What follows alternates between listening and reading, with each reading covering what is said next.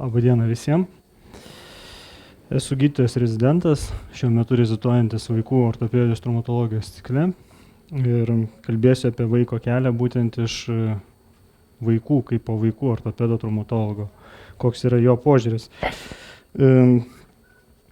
Savoka vaikas nėra suaugusio miniatiūrinė kopija. Norėčiau, kad išgirstų tą dalyką ir treneriai, ir sporto medikai, ir reabilitologai, ir kitų sričių specialistai.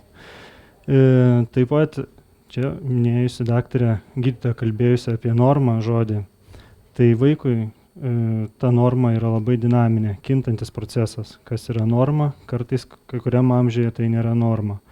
Ir aišku, ir teisininkai daro savo konferencijas, jie taip pat yra tokią savoką įvedę, maksimalaus rūpestingumo savoką, kuri galioja tam tikrų specialybių žmonėm, vieni iš jų yra medikai. Tai pasakyti, kad tai yra norma, dažnai ir radiologai mus to moko. Dirbant priėmime dažnai tenka matyti tokius įrašus, kad šiuo metu derinti su klinika ir panašiai. Netgi lygų klasifikatorius turi savo atskirą kodą, kur parašyta, kad šiuo metu nerasta patologijos yra. Tai tą normą reiktų atsižvelgti tikrai rūpestingai ir jeigu tėvai sako, kad galbūt įtaria kažką, geriau pasirodyti specialistui, keliems specialistams ir įvertinti, ar tai yra tikrai norma ar ne. Atsižvelgti į augimo šuolius, brandą. Taip pat reikia atsižvelgti ir epifizarinės linijas, kurios yra silpniausios vaiko skeleto vieta. Atsiminti, kad kelias vaikui dažniausiai susiveda į visą galūnės augimą, kad distalinė šlaunikaulio fizė duoda apie 40% visos kojos ilgio, proksimalinė blauzdikaulio fizė apie 27%. Taip pat atsiminti, kad yra vaikas skirstomas ir į ankstyvą vaikystę, ir vėlyvą vaikystę, ir brendimo amžių, kada yra ankstyvoji paauglystė, kurios struktūros ir gydymo metodai skiriasi nuo suaugusių, ir vėlyvą paauglystę, kur, sakykime, jau galima šiek tiek derinti su suaugusiais ir gydymą. Taip pat būtent atsižvelgti į spektrą patologijų, kurį kiekvienas brandos etapas turi. Ir čia neužtenka vien tik tais vaiko ir ortopedo traumatologo kaip vaikų bendradarbiavimo. Čia įsijungia ir tėvai visą šitą procesą. Todėl visų trijų dalyvių bendradarbiavimas yra būtinas.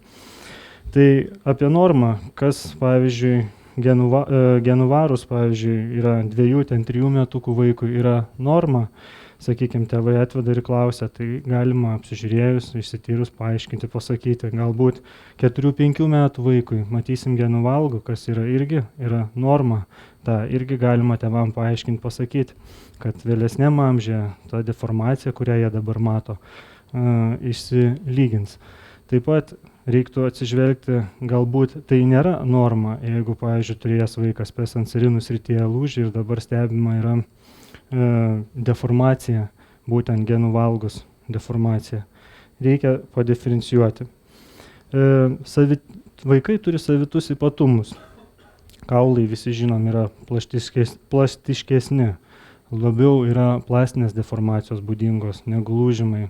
Gijimas yra dėkingesnis, greitesnis, vaikai daug ką mum atleidžia, jų struktūros daug ką leidžia, normas, ta prasme, leidžia mum didesnės.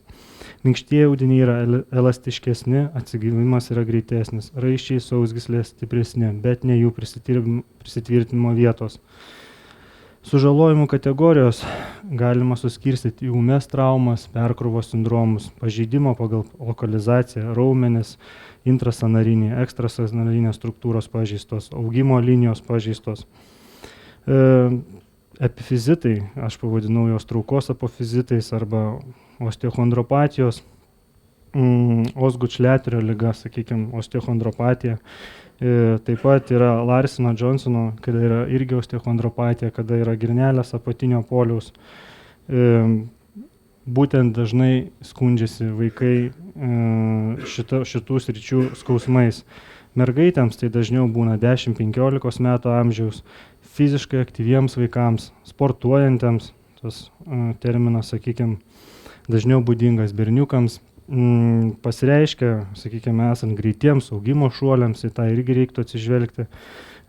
Taip pat tuo metu reikia žinoti, kad galbūt šuolio tupimo metu, kažkokio greito startavimo metu jam tas skausmas sustiprėja būtent dėl tų ligų, kas svarbu, kas tą treniruoja vaiką, jeigu sportininkas, tai, sakykime, sporto treneris yra, tą irgi reiktų atsižvelgti.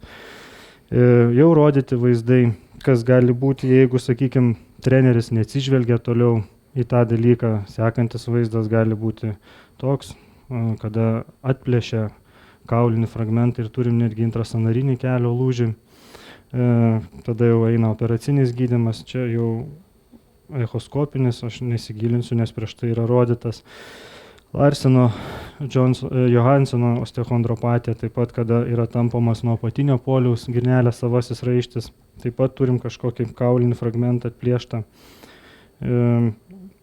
Taip pat yra nemaža grupė priekinio kelio sąnario, sakykime, skausmų grupė tokia, dėl kurios dažnai ateina vaikai pas ortopedą, traumatologą, į kurią įeina ir girnelės chondromalacijos, ir išnirimai girnelės, taip pat dėl įgimtų klosčių, apie kurią šnekėsiu vėliau. Girnelės chondromalacija būna kelių laipsnių, sakykime, kada yra pirmas suminkštėjimas, ketvirtas jau, kai matom tikrai pažeistą visiškai sudilusi atsidengusi kaulą, tą dažniausiai pamatom ir magnetiniam rezonanse, ir mūsų atliekamai artroskopijai. Štai tokie vaizdai, koreliuojantys su magnetiniu rezonansu dėl echoskopinio vaizdo. Čia reikia, aišku, be abejo pasakyti, kad reikalingas echoskopijoje, visada reikalingas patyręs echoskopuotojas.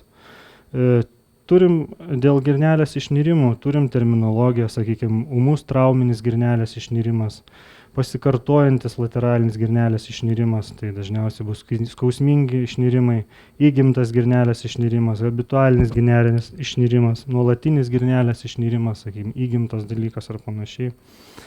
Dažniausiai tai būna dėl kažkokios traumos, tiesioginės ar užsukimo valgus, kažkokios apkrovos staigios išnirimas pirminis. Ir šiuo metu mums labai svarbu echoskopuotojas, kad įvertintų medialinio patefemoralinio raiščio pažeidimą. Kur jisai plyšęs, nuo kurios vietos, nuo girnelės, nuo šlaunikaulio per vidurį. Tada mes galime galvoti apie tolimesnį to vaiko gydymą, konservatyvų operacinį. Taip pat reikia atsiminti, kad šitų struktūrų pažeidimai dažnai yra susiję ir su kitų struktūrų pažeidimais, sakykime, išnirimas galbūt turi ir kremzlės, ir raiščio, priekinio, užpakalinio ar dar kažkokių raiščių pažeidimą, kas yra neretas atvejis nesenai vykusioje konferencijoje 25-mečio artroskopijos paminėjimuose, kad iki 40% yra kitų struktūrų pažeidimai. Diagnostika, skausmas, traumos mechanizmas būtinai būtinas išklausti. Galbūt paklausti, tas vaikas turi kažkokių genetinių problemų, pavyzdžiui, Dauno, Marfano sindromas ir kitos, sakykime, displazijos, į ką reiktų atsižvelgti prieš vaiką, sakykime, pastatant į sportą. Apžiūra dažniausiai tai jau bus, sakykime, vaikas su priverstinėje kažkokia fleksinėje kelio padėtyje ir neretai tas pats išnirimas ir pats ir atsistato. Radiologinė diagnostika, aišku, jinai yra kaip ūmiai traumai, tai pradinis, sakykime, yra vertinamas rentgenogramos, tiesinės rentgenogramos, taip pat yra vertinamos Meršanto rentgenogramos specialios. Čia galbūt reiktų paminėti, kad būtų gerai, kad dalyvautų ir radiotechnologai, nes dažnai būna ir radiologų atsakymas, kad netaisyklingai atlikta rentgenograma. Taip pat yra kita patologija, tepalinės plėvės raukšlės, jų yra, matot, keletas, viršutinė, medialinė, apatinė, lateralinė. Jos įsiterpia į kelio sąnarį, Ir gali būti to pokštelėjimo priežastis, tas vadinamas knee snapping, tai irgi reiktų pagalvoti, kad galbūt tai nėra norma ir tirti, žiūrėti, ar tai nėra kažkokios klostės įgimtas dalykas. Štai taip matoma yra artroskopijos metu jos ir gydymas dažniausiai, jeigu yra simptominis, užsibaigia artroskopiniu, kada tos yra klostės tiesiog apkarpamos. Meniskų pažeidimai, daug kalbėta, reikia akcentuoti, kad vaikam, naujagimiam, sakykime, meniskai yra labai gerai vaskuliarizuoti ir dažniausiai netgi siekia ir C zoną, o nuo 2 metų jau ta vaskuliarizacija pradeda mažėti. Todėl būtina atsižvelgti į sugijimo tikimybę. Traumatiniai dažniausiai meniskų sužalojimai būna, taip norėtųsi pasakyti, iki 10 metų. Nors dabar gydom vieną mergaitę 7 metų, kuri slidinėdama Italijoje patyrė lateralinio menisko plyšimą. Ir atlikta buvo ne tik šito menisko rezekcija, bet ir tarpkrumplinės pakilos fiksacija intraosaliai. Būtent tos tendencijos ir būtent prieš tai vykusioje konferencijoje artroskopijos paminėjime buvo parodyti skaičiai, kurie tiesiog auga dėl to sporto. O kaip docentas Čekanauskas sako, sportas nelygu sveikata. Tai mes ir renkamės visi, ką turim. Taip pat reiktų pagalvoti, galbūt tai yra įgimtos meniskų malformacijos kažkokios, diskoidinis meniskas, kuris linkęs labiau yra, jeigu žmogus turi traumuotis. Tai klinika visa irgi skausmas, išklausiant traumos mechanizmą, tas vis dėlto irgi neaplenkia radiologinių tyrimų. Gali būti blokas. Gali būti tas pats traškėjimas, spraksėjimas, gali būti. Taip pat yra tam tikri testai, kaip pirmas matom McMurray testas, kai yra sulenkiamas kelio sąnarys, rotuojama blauzda į vidų, spaudžiama lateralinį pusėje, taip sprendžiama dėl lateralinio menisko ir atvirkščiai rotuojama, sprendžiama dėl medialinio menisko. Aplai testas yra šitas metodas, kada guldamas ant pilvo pacientas, atliekamas iš pradžių tempimas blauzdos ir žiūrima kaip kryžminiai raiščiai. Jeigu skausmas neišreiškiamas, tada atliekamas spaudimas. Jeigu spaudžiant ir rotuojant į vieną ar kitą pusę, dažniausiai tai bus specifiškas meniskų sužalojimo testas. Taip pat yra Tesliai testas, kada prašoma paciento atsistoti ant sveikos, nesveikos kojos, yra prilaikomas ir liepiama pacientui pasisukinėti į šonus. Irgi, jeigu išreiškiamas skausmas, vadinasi, yra kažkokia problema su meniskais. Radiologinė diagnostika, echoskopija, gal čia ir bus kalbėta, ar bus kalbėta apie meniskų sužalojimus, daug geriau parodysit jūs. Mūsų pirmas yra toks, sakykime, išsityrimas. Toliau matom, jeigu reikia, nusprendžiam, kad reikia operuoti, atliekam artroskopiją ir matom irgi, arba matom, arba nematom tos vaizdus, ką jūs matot. Taip pat reiktų paminėti apie diskoidinį meniską. Tiesiog jų yra 3 variantai, tai yra įgimtas variantas.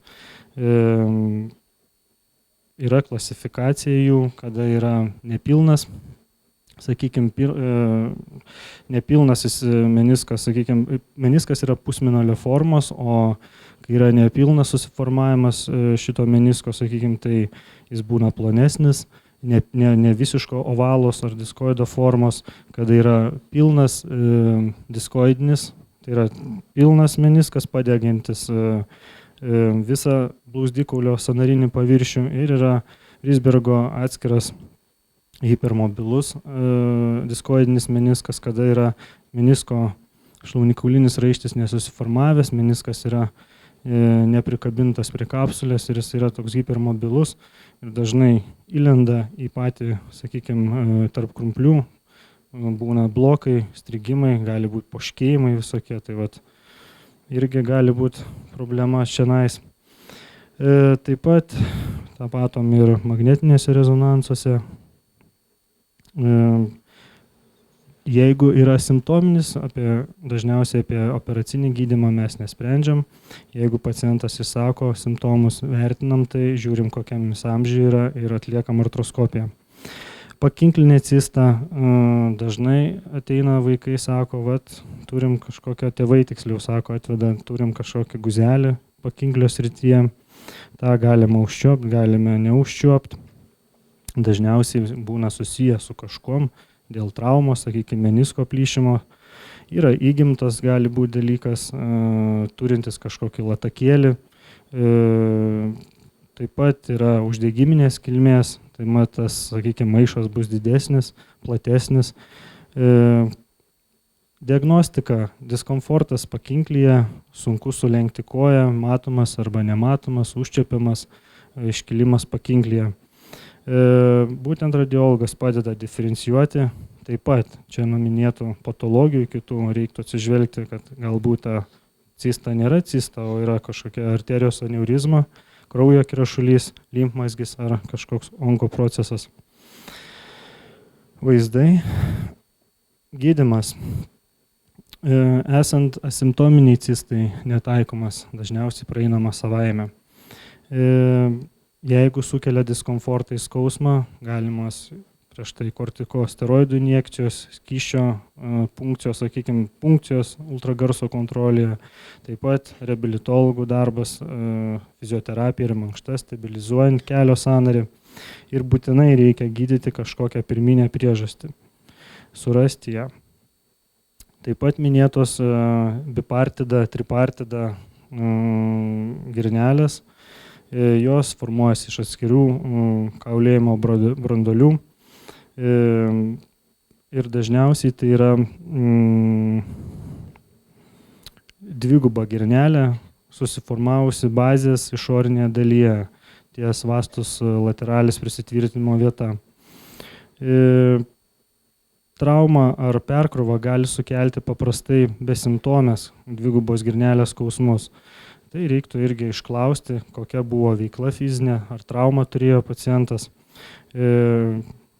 Klinika, skausmas, minkštų audinių kažkoks patinimas dėl traumos.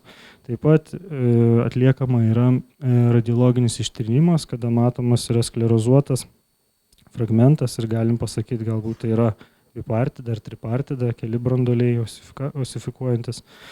Kelio ultragarsinis tyrimas rodė tikrai galima, nors ir sunkiai, bet galima pamatyti šitas patologijas ar ne patologijas.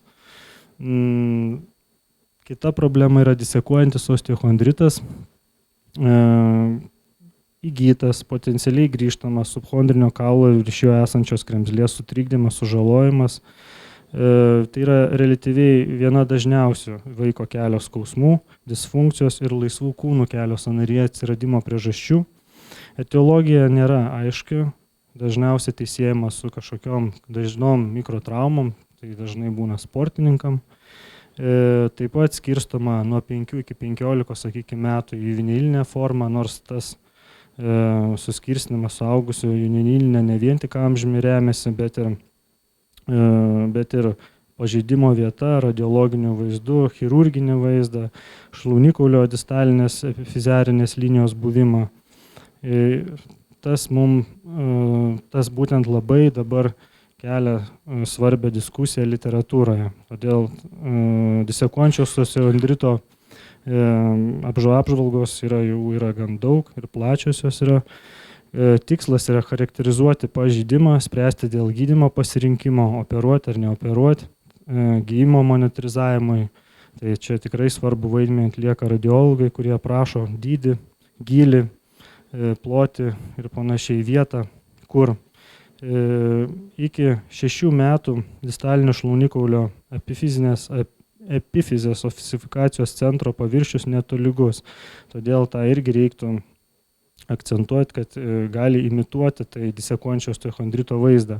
Vyresniems svarbu įvertinti augimo liniją, atvira, užsidaranti, ar jau užsidariusi, todėl galima galvoti irgi apie sugijimo prognozę, gydymo taktiką ir panašiai.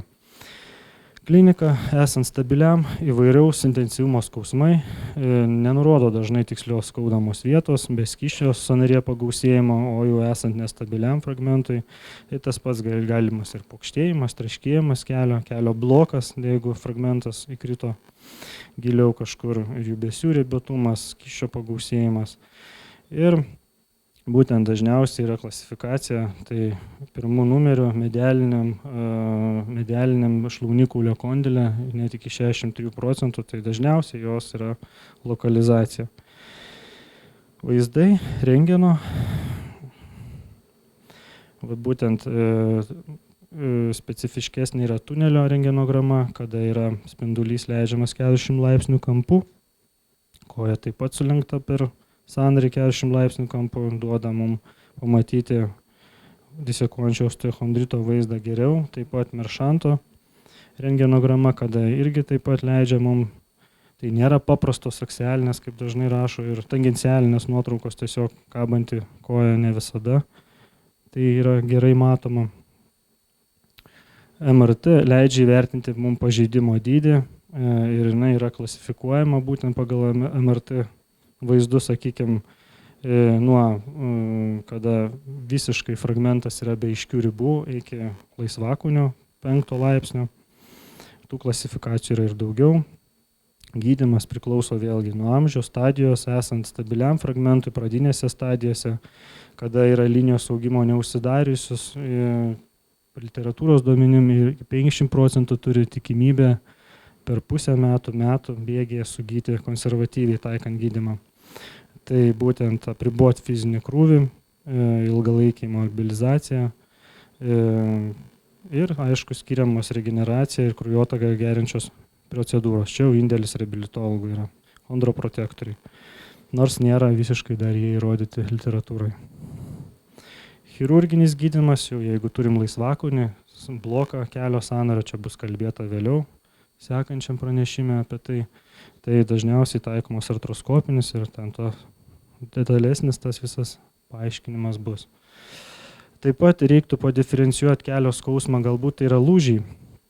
Turim puikią Salter-Harris klasifikaciją, pirmo tipo per augimo liniją lūžis, antro tipo metafizės, trečio nusitęsintis per epifizę ir epifizės metafizės lūžis, ketvirto tipo. Taip pat yra klasifikacija Myerso, Makyverio, kada tarp krumplinės pakilos turim lūžius, kiek ta pakila yra atplėšta, tas mums irgi yra svarbu, ar mes galėsim taikyti konservatyvų gydymą, ar vis dėlto reikės artroskopiškai, ar atvirai fiksuoti tą fragmentėlį. Taip pat yra tuberozės tibijos srities klasifikacija, kada mes irgi žiūrim, ar tai nėra intrasanarinis lūžis, trečio A, B tipo, kada mums suponuoja, kad reikės tikriausiai operacinio gydymo, nes tai yra intrasanarinis lūžis. Mūsų atveju yra 14 metų vaikinukas, matom irgi tuberozės tibijos srities intrasanarinį lūžį, atlikta operacija fiksuota sraigtais. Taip pat 6 metų berniukas gydytas konservatyviai tarp krumplinės pakilos lūžio, vaizdai jo gydomas konservatyviai, 12 metų mergaitė, kuriai matom irgi tarp krumplinės pakilos lūžis, fiksuotas, operuota, fiksuota artroskopiškai, fiksuota intraosaliai, jaučiasi puikiai. Taip pat reiktų pagalvoti, galbūt kelio skausmą sukelia navikas. Tai dažniausiai neosifikuojanti kaulo fibroma, kur yra gerybinis vaikų kaulų navikas, kuris dažniausiai sutinkamas, santykinai berniukam negu mergaitėm yra dažnesnis. Dažnai tai būna atsitiktinis visiškai radinys, dėl ko paskui prasideda ir tolimesnis tyrinėjimas vaiko, nes tėvų rūpestis atsiranda didesnis. Tai nesupiktybėja, nemetastizuoja, reikia paaiškinti. Dažniausiai gydymas nereikalingas ir suaugus vaikus, subrendus, neretu atveju tas navikas ir išnyksta pats. Tipinė lokalizacija distalinė šlaunikulio trečdalis, proksimalinė blauzdikaulio trečdalis, taip pat žastikaulis, šyvikaulis retesniais atvejais. Iki 8% vaikų gali turėti ir ne vieną neosifikuojančią kaulo fibromą, o keliose lokalizacijose po kelias. Štai čia matom pavyzdžius, kaip matosi rentgenogramoje, kada matosi magnetiniam rezonanse, nežinau, ar kiek gali žvelgti echoskopas į tą dalyką ir padiferencijuoti. Taip pat reiktų vertinti ir kitos kilmės sąnario skausmus vaikams, tai artritai, infekciniai, reumatinės kilmės, vinilinės, idiopatinės, būtina atsižvelgti, galbūt yra septinis kažkoks artritas, sergančio vaiko vaizdas, karščiuojantis, neleidžia jokių judesių atlikti, prisiliesti neleidžia, karštas, paraudęs galbūt sąnarys, tai suponuoja, kad ir galbūt šiandien galėtų echoskopas mums pagelbėti, padiferencijuoti konsistenciją skysčio, koks tai turinys, sakykime. Bakterinės kilmės, tai aišku, mums suponuoja, kad reikia skubaus chirurginio įsikišimo. Ir taip pat reikia nepamiršti, kad šlaunikaulio epifizioalizė, taip pat dažniausiai vaikas ateina ne su klubo sąnario skausmu, o su kelio sąnario skausmu. Tai tikrai kaip vaikų ortopedų traumatologų reikia pagalvoti ir atlikti specifines Launšteino nuotraukas klubo sąnarių, pasižiūrėti, ar jos nėra, būtinai tarti. Ir žinutė namo, tai kad vėlgi vaikas nėra suaugusio miniatiūrinė kopija, taip pat galbūt nei rašyta, bet sportas tai nelygų sveikata, kad būtina atsižvelgti vaikų, sakykime, šuolius vertinant patologiją, ar tai yra norma, ar tai yra patologija. Ir svarbu yra greita, tiksli, kuo labiau neinvazinė kaip vaikui, ypač kuo mažesnio amžiaus diagnostika. Tai būtų tiek.